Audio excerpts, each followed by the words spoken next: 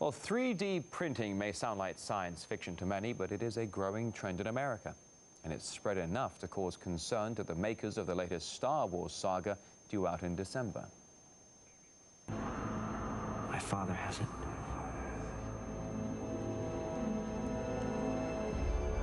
I have it. My sister has it.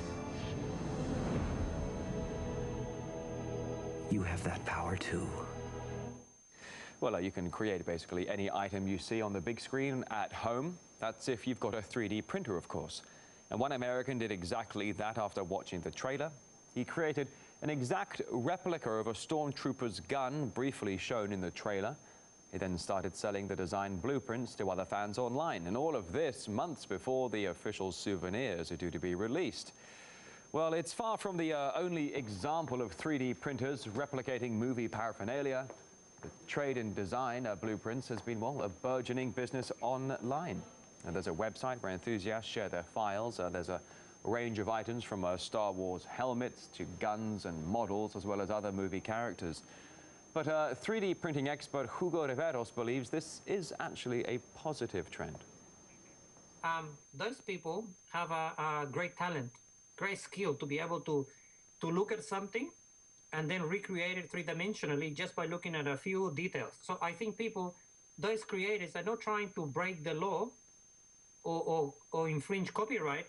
There's a guy that in America that's got a 3D printer, and he's a mechanical engineer. He designed a prosthetic arm, and he designed it so well that it's a fraction of the cost that it would cost to get one from the hospital. That arm will cost to produce maybe $30. So instead of him making money, what he's done, he has donated that design, and he has sent a 3D printer to Africa where people can print their own prosthetics. And I think that's a wonderful thing that people are doing.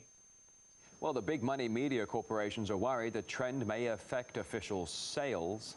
There are also concerns about 3D replicas violating copyright laws. There have been no lawsuits in America yet, but copyright lawyer Larry Zerner says prosecuting those involved in 3D printing may not be that easy. They don't seem to be really suing people yet for that, but that's because it's still kind of a niche. It hasn't really hit the mainstream yet.